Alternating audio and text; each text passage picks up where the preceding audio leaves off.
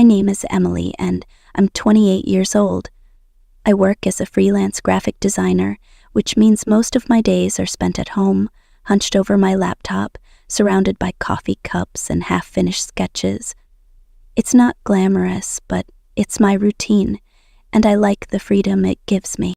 Every morning, I wake up around 7:30, feed my cat Luna, and make myself a cup of coffee. Then, I settle into work, occasionally glancing out the window of my tiny apartment in the city. The days blend together sometimes, but I didn't mind it too much. Life felt predictable, stable.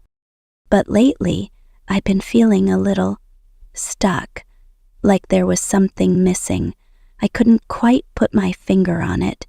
Maybe it was the long hours spent alone, or the way my phone barely buzzed with messages from friends. I had always been the independent type, but now the quiet felt heavier than before. It all started one quiet afternoon, just as I was wrapping up a project. My doorbell rang. I wasn't expecting anyone, but when I opened the door, there he was, Alex. He was moving into the apartment across the hall, juggling a box of books and a bag that looked ready to burst. "Hey," he said, slightly out of breath. "Sorry to bother you, but could you hold the door for a second? My hands are kind of full." "Of course," I said, stepping aside to help. As he passed by, I noticed his warm smile and the way his messy hair fell over his forehead. He had an easy, relaxed energy that instantly filled the quiet hallway. Over the next few days, we kept running into each other, first in the elevator, then at the mailboxes, and eventually in the tiny cafe down the street, where I sometimes worked on my laptop. He always had something funny to say or a story to share. I learned he was 30, a photographer, and new to the city. There was something about him, his curiosity about life, his way of making ordinary moments feel brighter, that made me look forward to seeing him. Little by little, my days didn't feel so quiet anymore. Alex and I started spending more time together.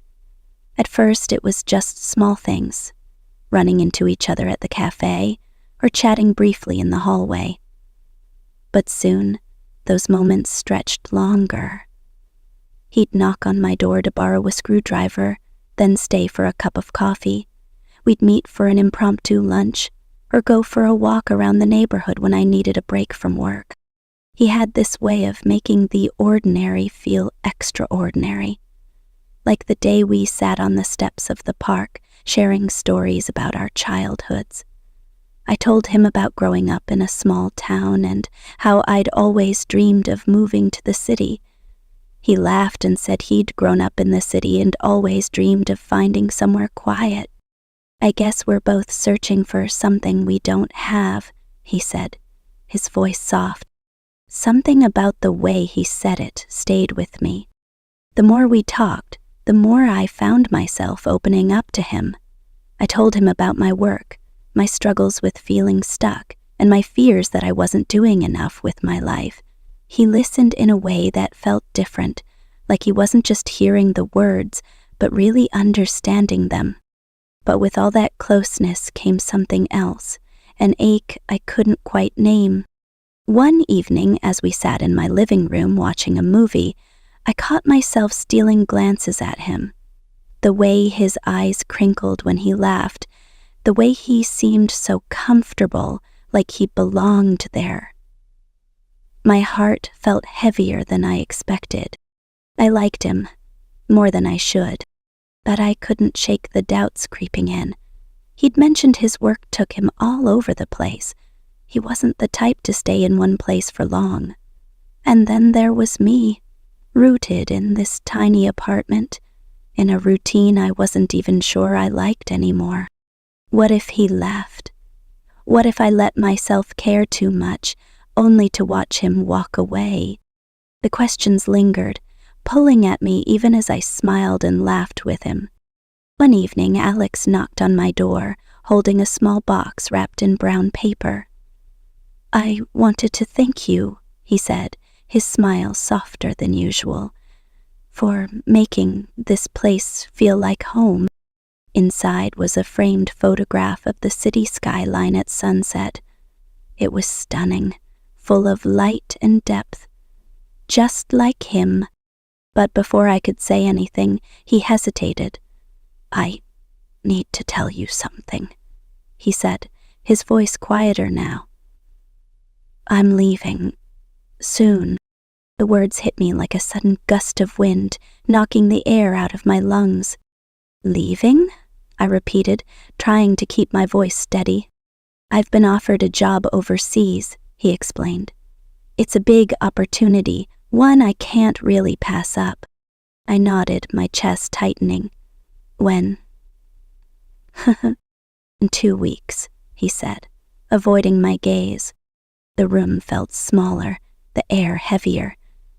My thoughts raced. Had I misread everything? All those moments we'd shared, the connection I thought we had, did it mean nothing to him? I wanted to ask him why he hadn't told me sooner, why he let me grow so close, knowing this was temporary. But instead, I just stood there, silent, fighting the sting behind my eyes. I knew I had to decide, confront him or let him go without saying a word.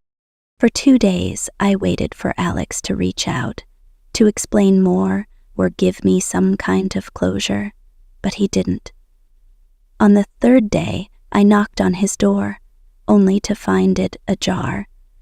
Inside, the apartment was empty, no furniture, no boxes, no Alex. He had left without saying goodbye. I stood there in silence, my heart sinking. All the words I had rehearsed, all the questions I wanted to ask, they were pointless now. For a while I blamed myself. Maybe I should have confronted him sooner, told him how I felt, or tried to change his mind. But then I realized something. His leaving wasn't about me. It was about him and the life he chose. Sometimes people leave without explanation and we're left to pick up the pieces. But maybe that's the lesson, to learn to move forward even without answers. I closed the door to his empty apartment and walked back to mine. My heart ached, but I knew I'd be okay. Letting go isn't easy, but it's the first step to finding peace. Life doesn't always give us the closure we hope for, but that's how we grow, by learning to let go and find strength within ourselves. When someone leaves without saying goodbye, we can still choose to move forward and create our own happiness. If this story touched your heart or gave you something to think about, don't forget to like, share, and subscribe for more stories like this. Let's explore life together, one story at a time.